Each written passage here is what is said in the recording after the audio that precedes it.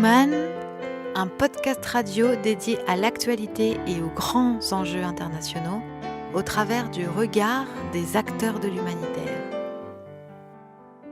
Une émission présentée par Pierre-Alain Gourion. Bonjour à tous, merci d'être avec nous pour un nouveau Human consacré aujourd'hui au rapport entre la culture et le confinement, ces cultures confinées, avec nos deux invités. J'ai nommé Catherine Mainguy.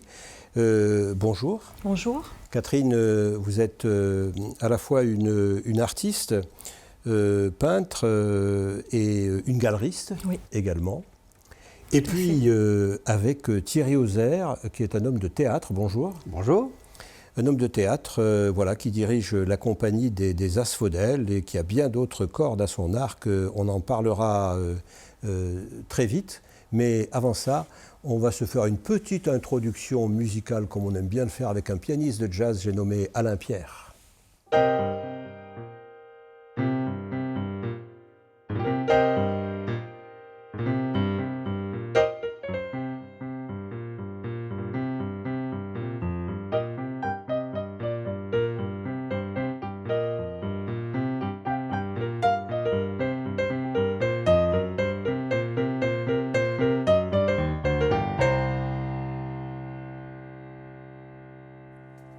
Mais oui, c'est déjà fini parce que c'était juste 10 secondes pour nous mettre en appétit. Mais rassurez-vous, Alain Pierre va revenir et nous enchantera à nouveau avec ses créations. Je tiens à dire qu'il est le créateur de ses propres musiques.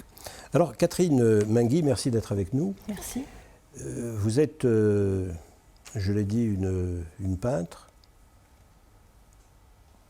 qui va vers... Plasticienne. Voilà, oui. Vers la plastique, Vous n'hésitez pas à vous mettre en scène vous-même dans vos œuvres. J'ai par exemple vu une exposition qui s'appelait Anima, vous en reparlerez dans un instant. Oui. Et vous avez un rapport qui nous importe aujourd'hui beaucoup avec l'écologie et avec la résilience. J'ai trouvé, en regardant votre travail, eh bien que vous avez fait une exposition en 2019, c'était avant la pandémie, mais c'était quelque part un peu prémonitoire, puisque votre texte consiste à dire « Interroger la capacité des arts à ouvrir la voie vers une métamorphose de notre humanité et une permaculture de l'art de vivre ». Un texte qui continue, et puis des images dont peut-être on montrera quelques-unes pour ceux qui non seulement nous écoutent, mais nous regardent aussi. Alors, quels sont pour vous les rapports entre votre travail de créatrice, d'image, on est sur les images et les mots non confinés aujourd'hui, oui. Et puis cette situation d'enfermement dans laquelle nous nous trouvons depuis presque un an maintenant? Bon, c'est vrai que le rapport entre l'art et cette situation d'enfermement, pour les artistes, c'est assez difficile, parce que même si on peut tout à fait continuer à créer, puisque la création, qu'on soit confiné dans son atelier ou pas, j'ai envie de dire, c'est quelque chose qui émane quand même beaucoup de ce qu'on ressent de l'extérieur et qu'on ressort de notre intérieur à notre façon. Mais le problème qui se pose aujourd'hui avec ce confinement et la fermeture d'énormément de lieux culturels, dont les musées et tous les lieux publics d'expo, c'est que beaucoup d'artistes, beaucoup d'entre nous, ont vu leurs expos annulés, voire reportés, et encore repoussés au jour d'aujourd'hui. Parce que, mis à part quelques petites galeries privées, qui sont considérées comme de petits commerces, qui ont pu rouvrir leurs portes de façon modérée, puisque le nombre de personnes dans les lieux sont limités, que les vernissages sont interdits, ça limite quand même beaucoup les rencontres avec les artistes. Et comme je le disais, énormément de gros festivals, de gros salons, de grosses expos, de musées ont été annulés. Donc beaucoup d'artistes sont aussi frustrés parce que le but de créer, c'est pour que ce soit montré. C'est pas uniquement, c'est pour que ce soit partagé. Et beaucoup d'artistes ont quand même cette frustration, ont l'envie de montrer qui devient de plus en plus prégnante. Comme les comédiens qui ont beau s'entraîner, à bout d'un moment, c'est le contact avec le public qui crée le lien. et qui donne aussi, c'est le but, l'art doit être partagé. Voilà. Oui. Donc on se retrouve quand même dans une situation bien compliquée, malgré tout. Sur cette question, Thierry Ozère, sur le rapport entre la création, alors pour vous théâtrale essentiellement, et le confinement, une réaction ? Oui, alors je dirais que cette période entre le mois de mars dernier et aujourd'hui, j'ai un peu tout entendu, refaire le monde, il faut réinventer, il faut etc. etc. Paradoxalement, je dirais que nous on a un théâtre dans le 3e arrondissement de Lyon et comme je le dis souvent en ce moment, je n'ai jamais vu autant de personnes pousser la porte du théâtre sans que nous annoncions quelques manifestations que ce soit. Et donc ça me questionne énormément avec toute l'équipe. Elles viennent pourquoi ces personnes ? Elles ouvrent la porte pour nous rencontrer, pour parler. Elles veulent parler avec des comédiens ? Elles veulent parler, non, elles veulent parler tout court. Je pense qu'il y a un besoin social énorme. Oui. Les gens souffrent de cet isolement. Et du coup, le théâtre devient ce qu'il aurait dû toujours être, c'est-à-dire un lieu ouvert à tous. Et donc, nous rencontrons un certain nombre de nos concitoyens du quartier de façon très spontanée en ce moment, et ça me réjouit. Et je me demande même comment nous allons pouvoir répondre à cela. Donc, plutôt que de réinventer le monde, c'est cette rencontre-là qui me choque. Après, revenir à un théâtre plus près, pardon de vous couper, revenir à un théâtre plus près de ce que faisait Molière, je ne sais pas, enfin voilà, plus près des gens, plus près du local. En tout cas, oui. Voilà, en lien avec nos concitoyens, oui. Je pense que c'est une évidence. Après, c'est vrai que pour les artistes, la période est compliquée, mais elle est compliquée dans le sens de cette rencontre avec le public, comme on a l'habitude de le faire. Paradoxalement, c'est vrai que je pense que dans notre société, il y a des gens qui souffrent beaucoup plus que nous, et que derrière cela, nous avons vécu, alors pour le régime d'intermittence, pour ceux qui connaissent un peu, une année blanche, etc., on a eu l'aide du chômage partiel. Alors on peut l'expliquer en 3 mots. Les intermittents, c'est-à-dire ceux qui avaient le statut des intermittents du spectacle, donc sont défrayés, reçoivent leur indemnité d'intermittent pendant 1 an, y compris s'ils ne travaillent pas. Alors jusqu'au mois d'août 2021, après la question qui se pose, c'est qu'est-ce qui va advenir de la suite ? Parce que pour l'instant, nous n'avons aucune vue sur l'avenir. Donc moi, ce que j'imagine aujourd'hui, c'est qu'effectivement, la période est compliquée, mais pour moi, la période la plus compliquée, elle est devant nous. Pour la précarisation des gens, je pense que quand on va revenir à notre travail d'avant, puisque c'est surtout la question qui se pose, c'est si on revient parce que moi, je crois vraiment que cette pandémie, malgré le chaos mondialisé que ça a représenté, j'ai bien peur que l'Homo sapiens n'ait pas pris la dimension de cet épisode. L'homme fera toutes les conneries qu'il pourra faire. J'ai peur qu'il recommence à revivre comme avant. J'ai cette peur-là, mais c'est la seule peur. Après, je suis très enthousiaste sur l'avenir, mais j'ai des photos de moi-même pendant le premier confinement. Je suis venu tous les jours au théâtre, puisque je me suis autorisé moi-même à venir dans mon propre théâtre. Et j'ai donc fait quelque chose que je n'aurais jamais pu faire. J'ai archivé 30 ans de travail. Donc j'ai travaillé des heures, c'est monstrueux ce que j'ai pu faire. Et je me suis photographié, cours Gambetta, avenue Félix-Faure, tout seul avec mon vélo, dans une ville déserte. J'ai des images de moi assis, couché par terre à côté de mon vélo, je me suis photographié, il n'y a personne. Si j'avais dit ça au début du mois de mars 2020, tout le monde m'aurait pris pour un dingue. Bien sûr. Tout le monde. Voilà. Donc ce que je veux dire, c'est que oui, on peut changer, l'Homo sapiens peut changer son monde, peut changer cette façon de vivre ensemble. Je suis un peu atterré de voir que le monde artistique n'ait pas pris les devants, justement, par rapport. On a pris un coup. C'est la première fois, moi je trouve que depuis que je suis dans la culture, que le monde de la culture a pris un coup. On a pris un coup parce que on s'est laissé enfermer par cette histoire de confinement. Mais est-ce que vous êtes laissé enfermer plus que les restaurateurs, plus que les autres ? Je ne sais pas, c'était ta question aussi, c'était votre question ? On n'a pas bien eu le choix non plus, quelque part. Voilà, pas plus que les autres professions qui se sont retrouvées dans la même... parce que je précise quand même que pour les artistes plasticiens qui ne sont pas des intermittents, Bien sûr. Pas d'expo veut dire pas de rentrée d'argent.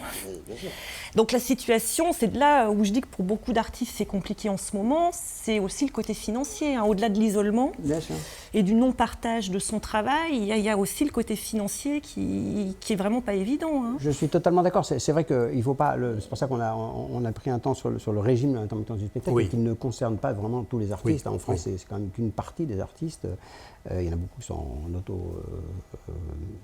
auto-entrepreneurs. Ça ne concerne que le spectacle vivant, en gros pas seulement l'audiovisuel, le cinéma. L'audiovisuel, le cinéma, énorme, hein, la télévision, le théâtre, la télévision, c'est quand même beaucoup de corporations, mais ce n'est pas toutes les professions. Pas les écrivains, pas les écrivains, pas les photographes, pas les auteurs, etc. Mais au-delà de ça, quand je parle quand je dis qu'on a été enfermé, c'est vrai qu'il n'y a pas eu une réaction par rapport à ce qui s'est passé par exemple au niveau de la gestion, sans critique ni quoi que ce soit. C'est-à-dire qu'il n'y a pas de réaction. Après, on a eu un été qui a été ouvert. Il n'y a pas eu de réaction. En fait, on a essayé de refaire au mieux ce qu'on pouvait faire à ce moment-là. On aurait dû, à mon avis, il me semble en tout cas, prendre position, c'est-à-dire dire ouvertement. Moi, j'ai eu la chance de faire partie d'un documentaire qui sortira au mois de juin prochain. Il y a un réalisateur qui, dans les 2 ou 3 premiers jours de cette pandémie, a déposé un projet au CNC qui a été reçu et il a suivi 6 personnes à Lyon pendant toute cette pandémie. Donc moi j'ai été interrogé régulièrement depuis maintenant presque 1 an. Comme des témoins de l'évolution de cette pandémie. Voilà, chacun dans sa corporation. Il y a une infirmière, il y a, je ne sais plus, voilà, moi je fais partie des gens de la culture. Donc, et c'est vrai que les premiers temps c'était tout de suite, je me souviens encore de ces questions, c'est mais qu'est-ce qu'on va pouvoir réinventer ? Moi, dès le départ, je me suis dit, c'est difficile de dire qu'on réinvente quelque chose en si peu de temps. À l'échelle de l'humanité, ce qu'on vient de vivre est ridicule. Par ailleurs, par rapport à ce que nous avons vécu dans le siècle dernier, c'est vraiment plus que ridicule. Il y a eu des moments beaucoup plus dramatiques. Les 2 grandes guerres mondiales, par exemple, mais d'autres. Je veux dire, il y a encore... En Arménie, il y a des gens qui se faisaient Biafra, l'Arménie, etc. Ça continue de partout dans le monde, hein, il y a des conflits partout. Donc effectivement, c'est comment le monde de la culture peut faire de ce chaos, parce que c'est quand même un chaos, une porte de sortie, c'est-à-dire réinventer, non pas un monde, puisque je ne crois pas qu'on puisse se réinventer un monde, mais par exemple prendre conscience d'un certain nombre de choses et peut-être travailler avec nos concitoyens d'une autre façon. Peut-être que ça peut nous servir aussi à ça. Quand j'entends par exemple que les galeries, enfin tout a été fermé, c'est vrai, on en parlera peut-être tout à l'heure, mais notre théâtre par exemple a réouvert d'une certaine façon. Nous, voilà, on fait des représentations professionnelles au début d'après-midi, de temps en temps. Destinées au public professionnel. Tout à fait, voilà. Destinées aux programmateurs, etc. C'est ça. Alors, on a beaucoup de programmateurs, c'est exceptionnel en ce moment. C'est vrai que je suis surpris. Vous n'avez jamais vu tant de programmateurs de votre existence. C'est assez surprenant. Mais voilà. Ils n'ont pas grand-chose à faire. C'est ça. Mais en tout cas, je pense que voilà, on se doit aussi de reprendre cette conscience que la culture, c'est quelque chose qui est, comment dire, un acte militant. Je veux dire, on l'a au fond de nous-mêmes. Ce que tu viens de dire, je pense que c'est vraiment. Et donc, du coup, quand on a vraiment envie de jouer, il faut y aller. Moi, j'ai proposé aux comédiens des Assautel, par exemple, de mettre un tréteau devant le théâtre et de jouer en extérieur. Qui pourrait nous interdire de jouer sur une scène aujourd'hui avec des gens qui passeraient avec des masques ? Personne. Je vois bien que enfin, je veux dire, le monde artistique a pris un coup. On a pris un coup quand même. On est un peu déstabilisé. Et c'est ça qui m'interroge. C'est comment, dans cette période de déstabilisation, on va reprendre la création avec peut-être autre chose. Voilà, ça, c'est-à-dire se nourrir de ce qu'on est en train de vivre pour justement peut-être mieux parler aux citoyens qui nous entourent. On a besoin de ça. Alors je vais vous proposer d'écouter certains de vos confrères, puisque notre équipe a été dans les rues, c'était à Lyon. Il y avait des banderoles, il y avait beaucoup de gens, beaucoup d'artistes dans la rue, et nos amis les ont interviewés. Regardez.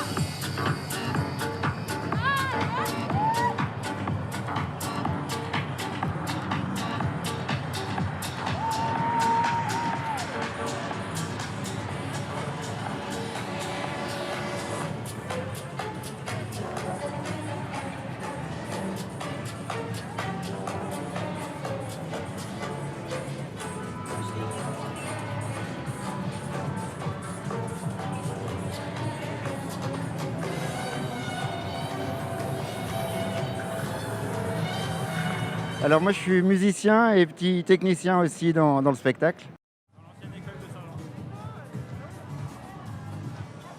Ah bah, ça a été radical, c'est-à-dire que d'habitude je fais de la tournée et tout s'est annulé. Et du coup je travaille aussi dans des salles, des festivals où tout aussi a été annulé. Donc heureusement j'ai aussi d'autres activités, notamment l'action culturelle. Donc j'ai pu monter des projets d'action culturelle sur l'année 2020 qui m'ont permis un peu de sauver les meubles, on va dire. Et voilà.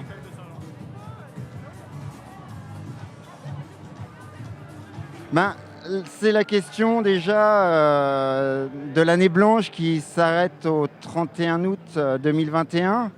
Et on se retrouve aussi sur une année où on a encore moins d'activités liées au coronavirus. Donc on aimerait peut-être une prolongation de l'intermittence et surtout une ouverture de droit à toutes les personnes qui travaillent dans le spectacle mais qui ne sont pas intermittents et qui, eux, se retrouvent dans une précarité qui est juste démentielle. Donc voilà, c'est une ouverture des droits au-delà des intermittents du spectacle. Il y a d'autres intermittents du travail. Et donc l'idée, c'est que les intermittents du travail puissent aussi avoir des aides pour survivre, parce que là, c'est vraiment la merde.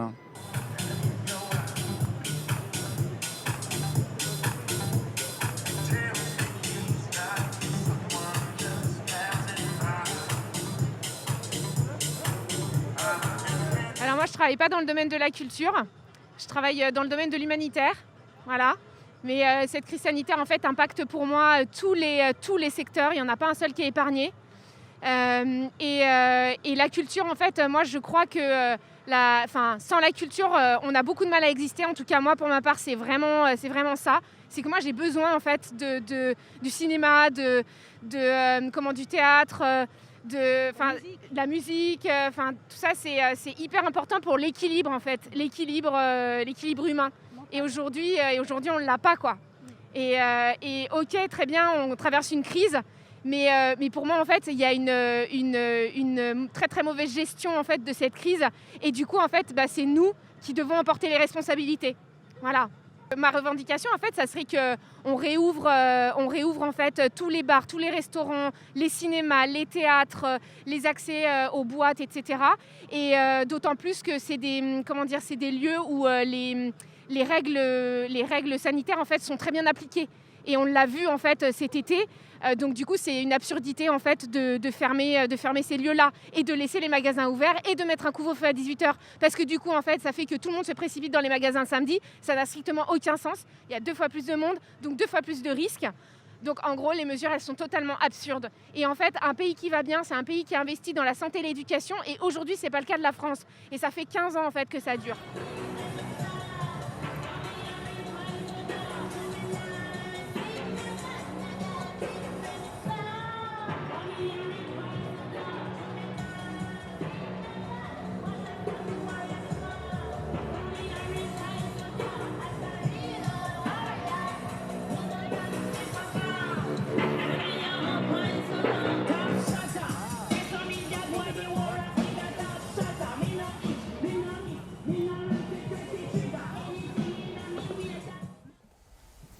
Voilà, on revient avec nos amis Catherine Mainguy et Thierry Ozer sur cette thématique de la culture confinée. Une réaction, Catherine, à ces images que nous venons de voir?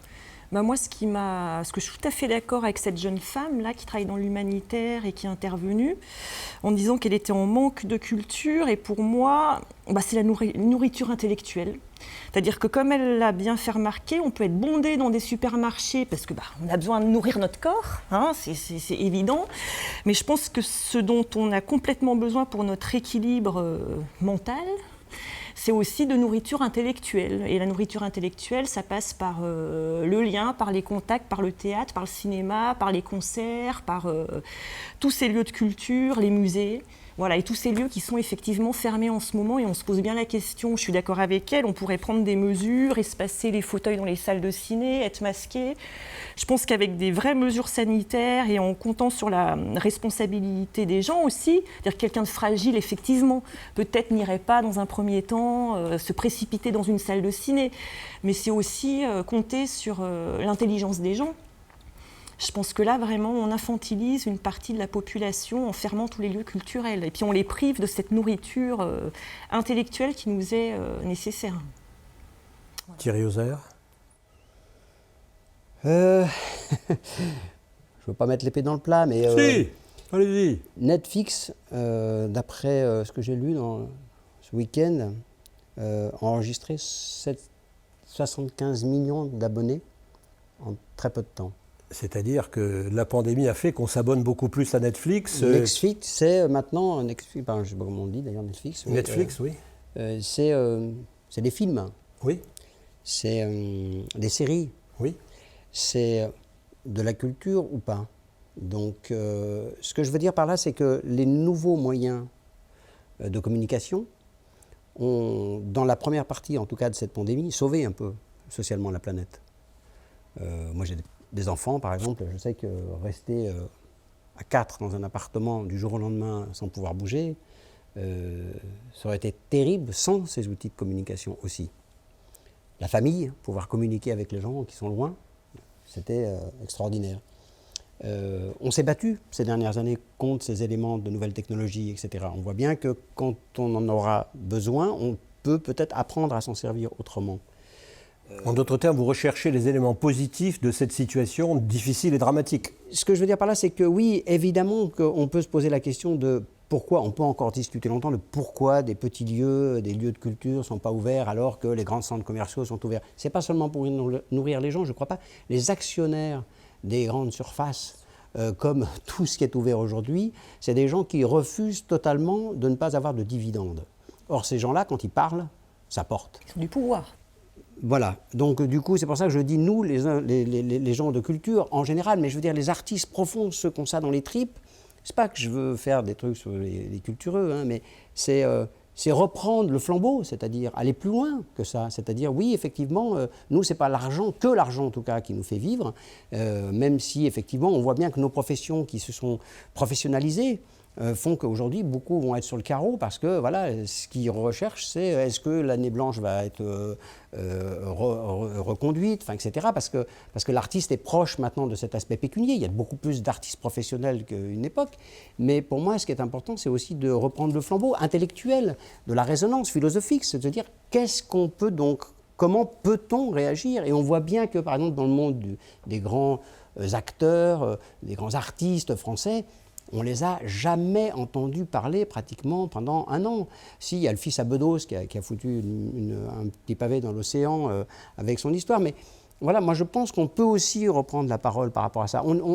Quand Mme Bachelot a été mise en place au ministère, tout le monde m'a dit, c'est bien parce que c'est un personnage politique. Mme Bachelot, ministre de la Culture. Ministre de la Culture. Oui.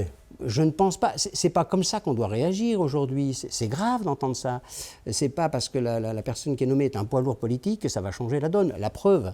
Donc du coup, c'est à nous, artistes, de reprendre le flambeau, de le reprendre dans le sens où on ne peut pas vivre sans être des créateurs. Ressortons dans la rue, qu'est-ce que vous voulez que la police fasse? Elle va nous arrêter? Mais enfin, c'est une plaisanterie. Je veux dire, quel théâtre s'est remis en route aujourd'hui en disant, voilà, moi je réouvre? Est-ce que vous en avez vu fermer aujourd'hui? Non. Donc, voilà, ce que je veux dire, c'est qu'il faudrait aussi qu'on trouve cet équilibre. Les artistes, reprenons nos professions, reprenons nos activités, et puis on va bien voir si, demain matin, la gendarmerie, les CRS, la police viennent nous chercher. Moi, je crois carrément une attitude de révolte. Mais c'est pas une révolte non plus, c'est juste de reprendre une activité de sociabilisation de la société. Avec, bien sûr, comme l'a dit cette jeune fille, depuis le départ, on est les plus précis dans cette histoire de gel. On en a tous dans nos théâtres, on a des masques, les règles, oui. On a toutes les règles. Et on met une personne sur deux dans les salles. Enfin, je veux dire, où est-ce qu'on prend véritablement un risque quand une personne passe 1 heure devant un spectacle? Donc, je crois que tout le monde râle, mais est-ce qu'on est capable d'aller plus loin que de râler? C'est-à-dire se remettre en action. Est-ce que si l'ensemble du monde de la culture se remet en action, qu'est-ce que va faire le gouvernement? Vous pensez qu'il va sortir Voilà, dites-moi. Moi, je ne sais pas.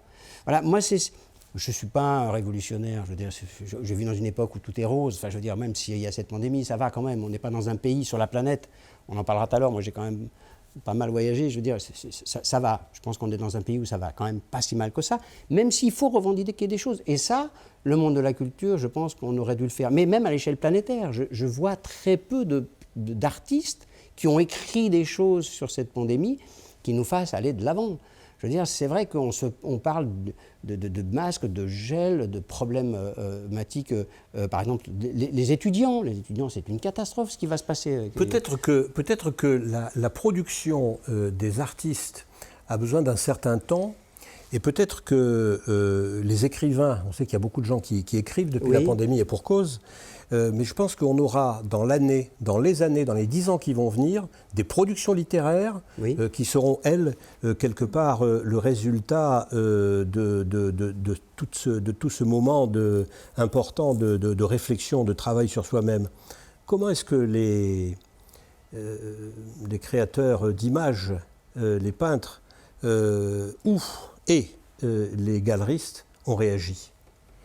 Mais écoutez, c'est vrai que je suis d'accord, à nous, artistes aussi, de se mettre en avant, mais je veux dire, quand un lieu public d'expo ferme, un musée ou beaucoup de lieux de festivals publics qui n'ont pas pu avoir lieu, je vois pas comment les artistes sans le lieu auraient pu, sans lieu, monter leur expo. Vous voyez, c'est quand même plus difficile pour un plasticien qui a des choses, entre guillemets, physiques à installer dans un espace, de le faire sans l'espace alloué. Alors évidemment, manifester, mais je pense ce qui a bloqué aussi beaucoup d'artistes, et je pense qu'il y a beaucoup de créations liées à cette situation qui vont continuer de naître à la fois en littérature, chez les plasticiens.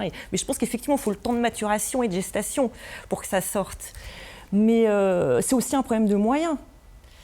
Parce que si les artistes, parce qu'à part ceux qui sont le tout petit pourcentage qui sont en haut de la pyramide et qui s'en sortent très bien et qui sont beaucoup exposés et montrés à l'international, la plupart des artistes plasticiens, et j'imagine que c'est pareil pour les écrivains, les comédiens, les musiciens, la plupart du temps, on est quand même dans une précarité par rapport à d'autres professions et on l'a choisi. Parce que, comme on le dit, la création, quand on choisit ces métiers-là, c'est une passion, c'est même un côté militant. Il y a un côté presque militant dans la création, à tout niveau. Mais on sait très bien que c'est des métiers où on va avoir une insécurité financière, des rentrées aléatoires d'argent. Et je pense que malheureusement, nos professions manquent peut-être de solidité financière pour pouvoir monter des actions. Parce que qui dit monter des actions demande quand même parfois derrière des finances, quoi, un minimum, ou pas. Comment ça s'est passé pour vous personnellement ? Alors pour moi, l'année dernière, ça a été une vraie année de changement, tant au niveau personnel que professionnel, puisque ce confinement a fait que j'ai dû annuler des expos, les reporter. Et puis non, ça a été une année, mais qui m'a beaucoup fait grandir. Voilà, donc là, c'est en train de sortir. L'année dernière, je n'ai pas créé. À quel endroit vous avez grandi ?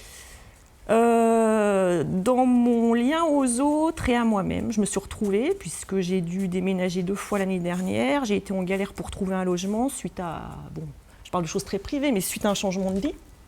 Et donc du coup, je me suis retrouvée dans un appartement temporaire quand on a été confinés, qui était censé être pour 15 jours, 3 semaines, et je m'y suis retrouvée 5 mois avec mes gamins. Tout petit appartement dans des cartons, où il n'y avait qu'une seule chambre pour 3. Donc voilà, ça a été un vrai chaos à la fois personnel et professionnel. Et du coup, c'est maintenant que la création est en train de sortir. J'ai été beaucoup en gestation, alors je n'ai pas créé physiquement, mais beaucoup en réflexion, en méditation. Ça a été pour moi une année de méditation, beaucoup, de méditation confinée. Et finalement, là, la création est en train de sortir. En ce moment, c'est une explosion, quoi. Mais ça ressemble à quoi ? C'est coloré, voilà, justement. Je reste positive. Besoin de couleurs, besoin d'espoir. Et la prochaine expo que je suis en train de préparer s'appelle Éloge du quotidien, justement. Voilà, d'accord. Voilà. Bon, vous ne savez pas, on va rester sur l'idée d'éloge du quotidien et on va demander à notre ami Alain Pierre d'inventer l'éloge du quotidien.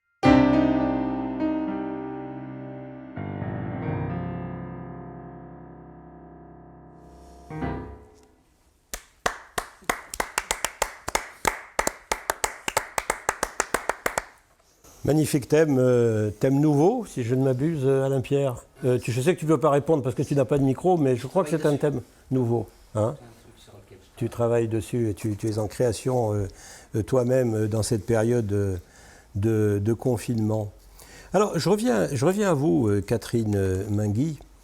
Dans une de vos expositions, c'était en 2018, dans votre galerie. Vous êtes galeriste, et vous en parlerez après de votre travail de galeriste, mais vous vous exposez vous-même, vous exposez aussi d'autres gens. Et vous avez fait une exposition en 2018 qui s'appelait Anima.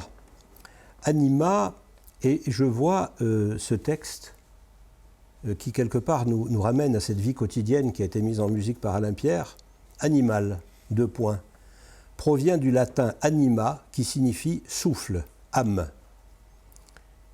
Respirer, humer, manger, becqueter, caresser, lécher, grigner, grogner, rougir, rugir, plaisir, désir, aimer, rêver. Je suis un animal. C'est ça. Alors en fait, voilà, c'est une époque où je me posais beaucoup de questions, notre rapport à notre environnement, rapport aussi à ce dont certains scientifiques commençaient beaucoup à parler, certains philosophes concernant l'effondrement éventuel, en tout cas l'effondrement de la biodiversité, suite au rapport du GIEC qui est sorti il y a 2 ans à peu près, qui était assez alarmant quand même. Je me suis à peu près à cette époque-là du coup beaucoup penchée là-dessus, beaucoup interrogée comment faire passer des messages, parce que pour moi l'art c'est aussi un vecteur de faire passer des messages et faire poser des questions, se poser des questions et les transmettre aux autres, et un vecteur d'échange et de communication évidemment. Et voilà, quand j'ai découvert en faisant mes recherches par rapport au souffle, parce que je pratique le yoga, et que dans le yoga, dans la pratique du yoga, c'est le souffle qui crée le lien entre l'esprit et l'âme, et le corps, pardon. Entre le corps et l'esprit, c'est via le souffle qu'on crée, etc. Exactement. Oui. Et comme j'étais beaucoup dans cette pratique-là, et que j'ai découvert qu'animal, ça voulait dire les êtres animés par le souffle. Je me suis dit, mais oui, évidemment, et il ne faut pas oublier que nous sommes des mammifères. Alors ça peut faire bondir certaines personnes, mais nous sommes des mammifères, enfin, oui. Nous sommes bien des animaux. Mais alors respirer, humer, manger, becqueter, caresser, lécher, crier, grogner, rougir, rugir, etc., c'est difficile en ce moment, on ne peut plus. Eh ben, on ne peut plus, mais c'est la base quand même de ce qui fait la respiration. C'est quand même, quand je vous dis que c'est le lien entre l'esprit et le corps. Est-ce que cette pandémie nous tue la vie, nous tue l'âme, nous tue la création, nous tue la respiration? En tout cas, je trouve que c'est très symbolique, le fait d'être masqué. Parce que c'est à la fois être muselé, à la fois, justement, limiter notre respiration. Je trouve que symboliquement, ces masques, c'est très très fort. Et oui, juste pour en revenir à la galerie, effectivement, je monte des expositions avec d'autres artistes. En fait, l'expo s'intitulait Autour du bestiaire, parce que nous étions 3. Moi, ma série à moi s'intitulait Anima. Mais nous y étions 3 artistes à exposer ensemble. Donc il y avait Éric Lacombe qui fait de magnifiques dessins presque anatomiques d'animaux complètement sublimes, mais qu'il invente, d'animaux réinventés, fantastiques. Laurent Martinez, un sculpteur qui fait de sublimes animaux, pas que, mais entre autres là il exposait ces animaux, il en fait beaucoup, des méduses, des oiseaux. Justement il est passionné par les méduses, sachant que la méduse est un des animaux il y en a certaines apparemment qui peuvent presque vivre éternellement, donc ça pose aussi beaucoup de questions par rapport au temps et par rapport à nos racines, parce que quand même la vie est née dans l'eau. Je ne savais pas que la méduse pouvait vivre apparemment il y a une certaine race sans limitation de durée. Il y a une certaine race de méduses qui serait presque éternelle. C'est assez extraordinaire. Le plus ancien, oui. Oui. Oui. Bon, et donc ce Laurent Martinez qui fait des sculptures en acier qui sont sublimes, et nous étions 3 à... voilà, j'aime bien monter des projets avec des artistes qui ont à un moment donné où nos préoccupations, même si nos univers ou nos travaux plastiques sont très différents, mais des artistes avec qui j'ai quelque part les mêmes préoccupations dans le message qu'on veut transmettre. C'est ça, là où on se rencontre. C'est dans le message, dans ce qui nous anime. Voilà, ce qui nous anime. Anima. Et donc, j'ai eu la chance que Paul Ardenne, qui est un historien d'art et commissaire d'art français, puisqu'il organise des expos et écrivain, parce qu'il a écrit quand même pas mal de bouquins à son actif, dont un des derniers en date, Un art écologique, création plasticienne et anthropocène, parce que lui, ça fait déjà pas mal d'années qu'il se rend compte... Alors, anthropocène, gros mot, qu'est-ce que ça veut dire? Alors, l'anthropocène, c'est l'ère dans laquelle nous sommes rentrés après l'Holocène, c'est à partir du début de l'industrialisation. Et en fait, beaucoup de philosophes... Donc c'est une ère géologique. Tout à fait. Dans laquelle, l'homme, qu'est-ce qu'il fait l'homme? Il détruit tout. La nature. Voilà. En gros, c'est le moment donné où on est rentré dans une ère où, par l'industrie, l'homme a eu un impact dévastateur sur la nature. Et en fait, beaucoup de scientifiques et de philosophes alertent aujourd'hui sur le fait que nous sommes à la fin de l'anthropocène, parce que on arrive à un moment donné où la planète est saturée. L'écologie, le climat sont quand même menacés, beaucoup d'espèces d'animaux disparaissent, et tirent la sonnette d'alarme en disant qu'il va falloir passer à quelque chose d'autre, justement, c'est là que le renouveau arrive. C'est soit ça va être la cata, soit on va arriver à transformer tout ça, à revenir à ce qu'on appelle une permaculture de l'art, on en parlait tout à l'heure, et c'est ce que met en avant Paul Ardenne dans ce livre. Il parle de tous les artistes qui essayent en ce moment d'éveiller les consciences en travaillant justement avec des matériaux écologiques, recyclables, etc. Mais le but de tout ça, c'est parce que c'est une préoccupation, parce qu'ils ont envie de faire passer un message finalement au grand public. Voilà, et il avait beaucoup travaillé, d'ailleurs c'était Bernard Stiegler qui avait fait la préface de ce bouquin, philosophe qui nous a quittés en août dernier et qui était un des premiers philosophes à alerter sur les ravages de cette industrialisation de masse et du néolibéralisme où l'argent règne en roi, et ce qui fait qu'aujourd'hui les supermarchés sont bondés et que les salles de culture sont fermées. Voilà. Donc on nourrit notre corps, mais on a oublié de nourrir notre esprit autrement que par l'intermédiaire des visioconférences, des contacts avec Internet, parce qu'en même temps, on est connecté avec la Terre entière. Oui, mais n'oublions pas que dans les premiers jours, premières semaines de cette pandémie mondialisée, puisqu'elle existait déjà auparavant, les gens applaudissaient tous les soirs pour les soignants aux fenêtres, et qu'un bon nombre d'artistes, même amateurs, se mettaient aux fenêtres pour déclamer des textes, chanter, jouer d'un instrument, etc. Ça s'est consolidé pendant 1 mois et demi. Et ensuite, le monde de la culture dont je parlais tout à l'heure s'est éteint. On a coupé le son, on a coupé les applaudissements, on a coupé les spontanéités comme ça de sociabilisation, de déclamer un texte dans une cour d'immeuble. Tout s'est arrêté, on l'a presque oublié. C'était il y a à peine 1 an. Mais parce que je pense que malheureusement, les gens n'aspirent pas à vivre véritablement ce que nous sommes en train de vivre. C'est-à-dire que je pense qu'il faut aller au plus profond de ce qu'on est en train de vivre pour réagir. Bien sûr que dans 5 ans, des gens écriront des bouquins remarquables, mais ce n'est pas dans 5 ans pour l'instant. Nous, on vit dans un monde de l'immédiateté. Moi, je vis avec des gamins, des adolescents qui sont toutes les 15 secondes au théâtre, tout le monde cherche des trucs sur les réseaux, etc. Je crois qu'il faut vivre pleinement ce que nous sommes en train de vivre, au-delà de toute l'intercommunication qu'il y a à travers le monde, c'est-à-dire parler du masque pendant pratiquement 2 heures par jour. Est-ce que ça m'apporte vraiment de la connaissance? Je ne pense pas. Donc voilà, moi ce qui m'intéresse, c'est de rencontrer des personnes qui créent, et si les plasticiens ne peuvent plus être dans les musées, dans les galeries, etc., eh bien ils ont qu'à accrocher leurs œuvres dehors, sur les façades d'immeubles. Pour moi, ce n'est pas réinventer le monde, c'est redonner au plaisir à tous ces gens qui nous entourent de voir ce que nous sommes en train de penser, de créer.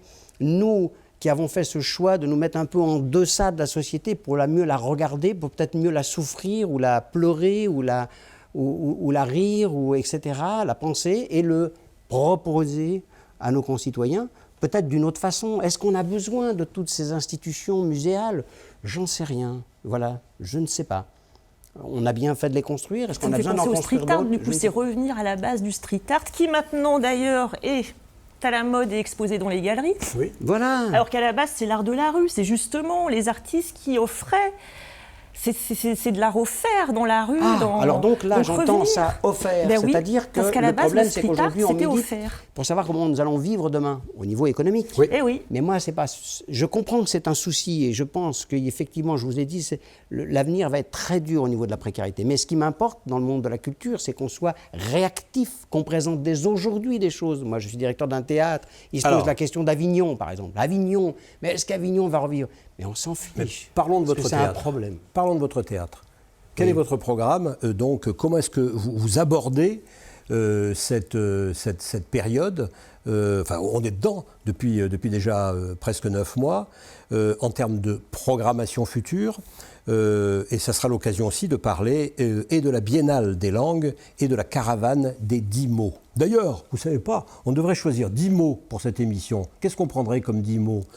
Vous êtes l'initiateur de la caravane des mots. Vous allez nous expliquer ce que c'est d'abord. Alors oui, bon, alors moi je dirige un théâtre, effectivement, et ce théâtre, c'est un théâtre que j'appellerais un nouveau territoire de l'art ou un îlot artistique urbain. C'est-à-dire que c'est un établissement effectivement culturel qui n'a pas été voulu par une collectivité, mais par une équipe.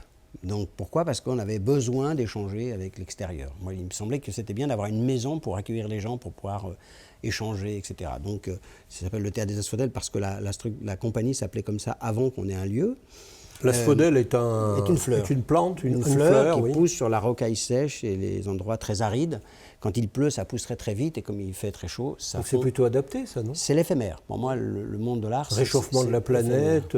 Oui, mais oui et non. Même dans l'endroit le plus aride, il pousse quand même quelque chose. Vous comprenez? Ah, donc c'est résilient, c'est bien. Oui, mais c'est fondamental pour moi, ça. Hein. Et donc, du coup, la caravane des 10 mots, c'est un accident de parcours. Moi, j'étais chanteur de rock avant, je suis rentré dans le théâtre, et puis j'ai la chance aujourd'hui, effectivement, de diriger un lieu qu'on a voulu, avec toute la complexité que ça représente. La programmation, je n'en fais pas particulièrement. On accueille des équipes en ce moment. On sait que de toute façon, ça ne sert à rien de programmer. On ne sait pas que sera fait demain. Donc du coup, on accueille des équipes en répétition. Et puis comme elles ont toutes des belles idées, on se dit, bah, tiens, il faut les partager. Donc on fait appel à des professionnels pour venir nous voir. Bien sûr, ce n'est que des professionnels. Bien sûr, on ne va pas dire que ce n'est pas que des professionnels. Et là, on a eu le lit des autres la semaine dernière, qui a joué 3 fois à 14h. Donc les représentations sont à 14h, comme ça on ne pose plus la question de est-ce qu'il va y avoir un couvre-feu, etc. C'est à 14h. Donc couvre-feu, 14h, il n'y en a pas pour l'instant. Et puis c'était très intéressant. Donc du coup, on va continuer comme ça jusqu'à que on fasse autre chose. Mais pour l'instant, c'est ça. Donc ça, c'est l'activité théâtrale. Et puis, l'accident de la caravane, c'est la rencontre avec la langue française. Alors, il y a un monsieur qui travaillait à la direction régionale des affaires culturelles en 2002 avec l'espace Pandora, qui est à Vénissieux, qui m'avait proposé d'accueillir une manifestation sur les 10 mots de la semaine de la langue française et de la francophonie. Bon, moi, j'en avais entendu parler, mais je ne savais pas du tout de quoi il en retournait. Et puis, on a fait cette manifestation. Cette manifestation, on l'a appelée « Les 10 mots font la fête ». Oui, c'est plutôt mon caractère, il faut faire la fête, il faut s'ouvrir aux autres. Donc on a fait cette manifestation, et à la suite de cette manifestation, qui était un moment de restitution de l'ensemble des productions des citoyens de Rhône-Alpes à l'époque sur ces 10 mots, j'étais surpris de voir que je connaissais quand même beaucoup de personnes qui étaient à cette manifestation. En fait, c'est le monde de la culture était quand même très fermé sur lui-même, hein, il me semble. Bon. Et donc, du coup, j'avais fait quelques critiques, et là, on m'avait dit, mais tu sais, la critique est aisée, l'art est difficile, enfin, etc. Et par rapport à mon passé de chanteur de rock, avec tous les gens que j'avais rencontrés, dont des gens comme Coluche ou d'autres, mais c'était cette idée de réfléchir au plus simple. Et je trouvais cette idée de 10 mots très intéressante. Et j'ai mis 2 mois, je crois, à peu près, pour écrire une phrase qui fait le fondement de cette caravane des 10 mots, c'est « aller à la pêche au sens des mots », au-delà de leur propre définition, afin de montrer la richesse et la diversité que tout être humain porte en lui. Vous nous le redites une fois? Oui, bien sûr. La caravane des 10 mots, c'est aller à la pêche au sens des mots, comme on va pêcher un poisson, oui. Voilà. Au-delà de leur propre définition, c'est-à-dire on connaît la définition du mot, mais on va essayer d'y trouver une... Voilà. Et que chaque citoyen, hein, pour ne pas redire la phrase elle-même, c'est que chaque citoyen est riche de ce qu'il est quand il partage ces mots de cette langue. Nous avons une langue en partage. On dit souvent la langue française, nous l'avons en partage. C'est l'article 2 de la Constitution française. Mais en fait, non, elle n'est pas du tout en partage. Qu'est-ce qu'on partage vraiment quand on partage une langue? Je n'ai toujours pas trouvé la réponse. Je suis allé rencontrer, j'ai des connaissances à l'Académie française maintenant, depuis 17 ans que je fais ce projet de la caravane. J'en ai rencontré à peu près sur toute la planète, 67 pays quand même. Et pour autant, je pense qu'on ne partage toujours pas cette langue, effectivement. On n'en démontre pas toute sa richesse, c'est-à-dire qu'après, on est rentré dans ce qu'on appelle une ère linguistique qui s'appelle la francophonie. Et moi, je pense que chaque individu qui appréhende une langue l'enrichit par ce qu'il est, quelle que soit la langue. Il n'y a pas d'ailleurs de valeur dans une langue. Parce que comment on pourrait dire que comme la langue est l'émanation d'une culture, qu'une culture serait moins riche qu'une autre? Bon, aujourd'hui, quand même, il y a les droits culturels. Je pense qu'on a fait un pas en avant. On sait que c'est une véritable connerie de dire ça. Donc, la langue française ne véhicule pas plus de droits qu'une autre. Par contre, je sais que c'est la langue qui est le premier facteur de lien social dans mon pays. Et moi, j'aimerais qu'on la partage. C'est-à-dire qu'on essaie de voir comment, quand quelqu'un parle, il s'exprime. Qu'est-ce qu'il veut vraiment dire? Comment les mots qu'il est en train d'exprimer résonnent à l'intérieur de soi-même. Et vice-versa, quand on écoute quelqu'un parler, on essaie de voir. Moi, j'écoute ma collègue plasticienne et dans les mots qu'elle utilise, j'essaie de découvrir un peu qui elle est, comment elle fonctionne, puisqu'on a à peu près, on parle à peu près les mêmes mots, mais elle les imbrique de façon différente. Donc j'essaie de comprendre son cheminement. Et c'est ce qui m'intéresse, c'est de découvrir l'autre. C'est d'être une éponge, être poreux par rapport à l'autre. Et donc la caravane des 10 mots se promène dans l'ensemble de la francophonie. Et il y a des lieux au Québec, à Madagascar, en Pologne, en Belgique, en Roumanie, etc., où chaque équipe locale fabrique ses propres... Chaque année, il y a 10 mots qui sont choisis par des gens, c'est par les organismes de politique linguistique, donc comme ça, on n'en est pas responsable, c'est parfait. D'accord. Donc ils choisissent ces 10 mots. Cette année, c'est quoi? Ils nous les donnent. Je ne sais même plus les 10 mots de cette année. Pour moi, c'est un prétexte, oui, d'accord. les 10 mots. Oui, donc, oui, je les ai, si vous voulez, je les trouverai. Et on prend ces 10 mots et chaque équipe artistique, parce que chaque fois des équipes artistiques locales, c'est-à-dire que là, une équipe au Congo, il y en a 2, même on en a au Burundi, on en a en Tanzanie, il y en a un type cette année, il fait avec les 10 mots qui ont été choisis dans l'histoire de la francophonie, il fait un projet de caravane, c'est-à-dire il travaille avec des gens dans un camp de réfugiés, il y a 3400 personnes. D'accord? Il y en a un autre à côté, il y en a 22 000 dans un camp. De camp de réfugiés. 22 000 personnes dans un camp, je ne sais pas si vous vous rendez compte. Ça, c'est vrai que ce qu'on vit est très difficile. Mais fois, j'ai vu des images de sa caravane dans le camp, la difficulté est tout autre. Donc, tout est relatif. Mais c'est vrai que voilà, chaque équipe s'empare de ces 10 mots et travaille sur son territoire avec des artistes. Alors, écrivains, plasticiens, tout, c'est pas un problème. Parce que l'expression n'est pas obligatoirement une expression avec une langue par l'oral, ni par l'écrit. Elle peut être avec un dessin. On vous donne un mot et vous allez dessiner ce qu'il vous exprime. Vous allez faire une photographie pour montrer à quel point ce mot vous parle de ceci ou de cela. Ça me donne une idée. On va proposer à notre pianiste Alain Pierre de nous faire la caravane des musiques. Un peu comme ces dromadaires de la caravane des mots qui se suivent au milieu du désert.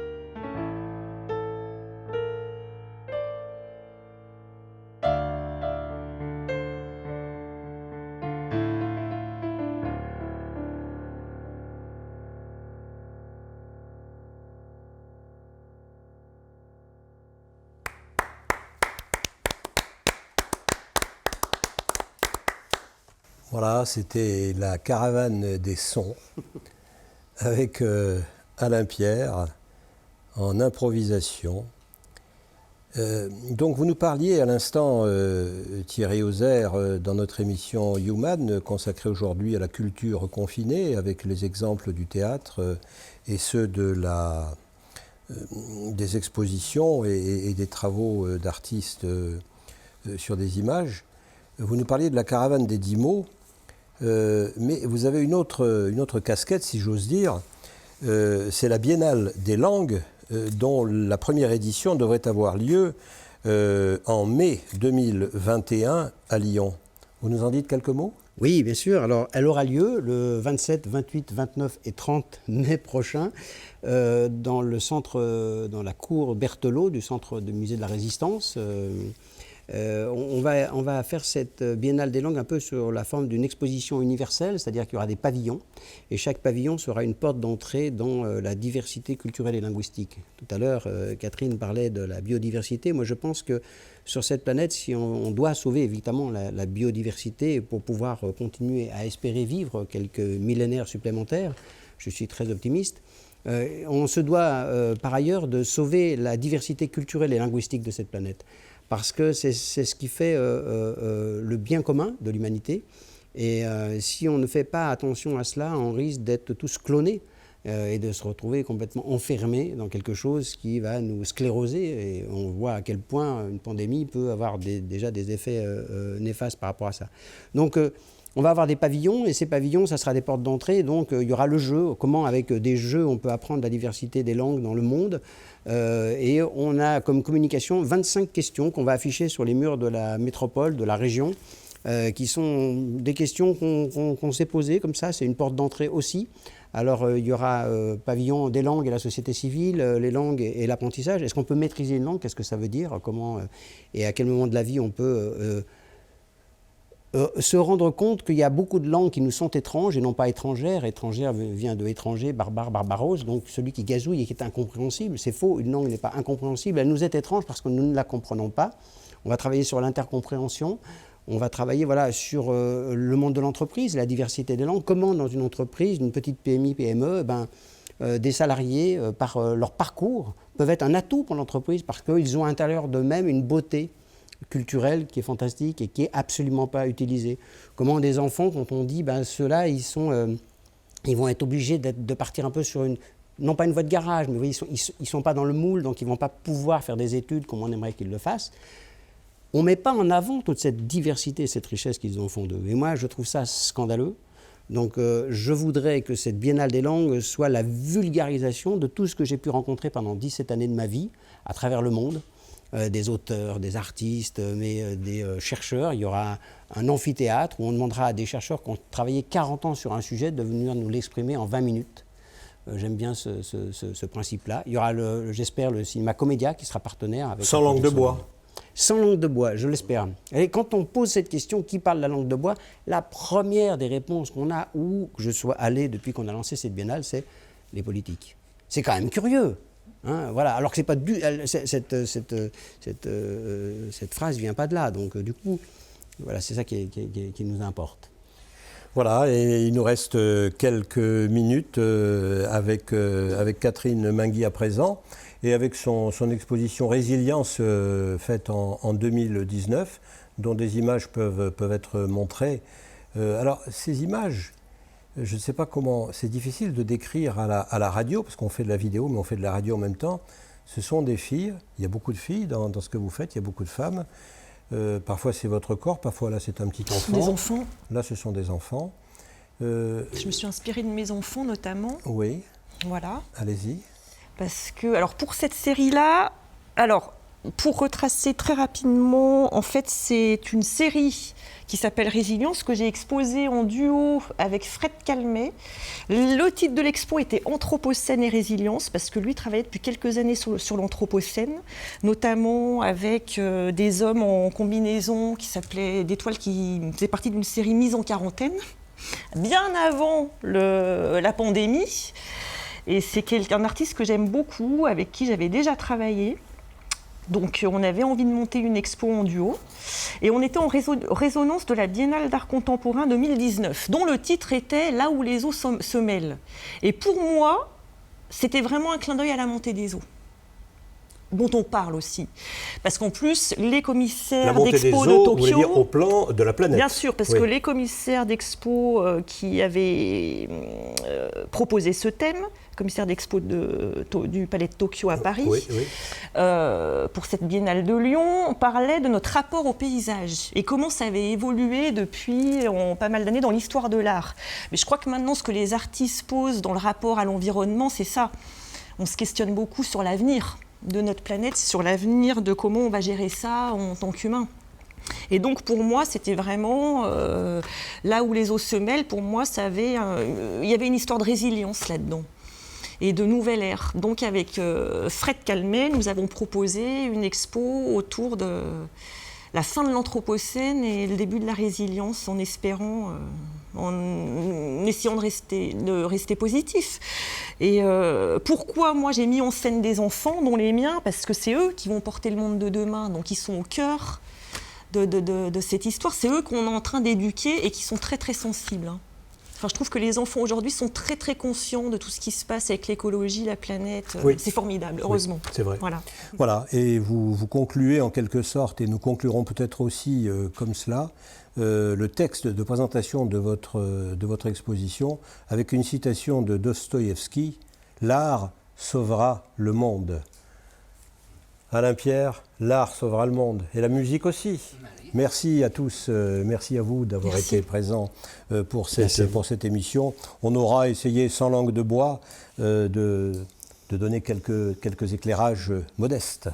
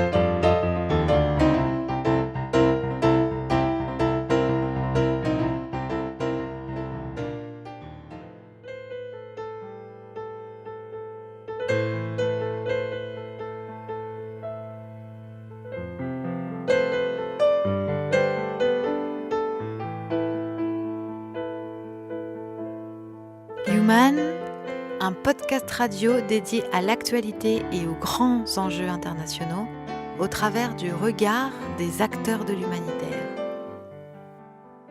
Une émission présentée par Pierre-Alain Gourion.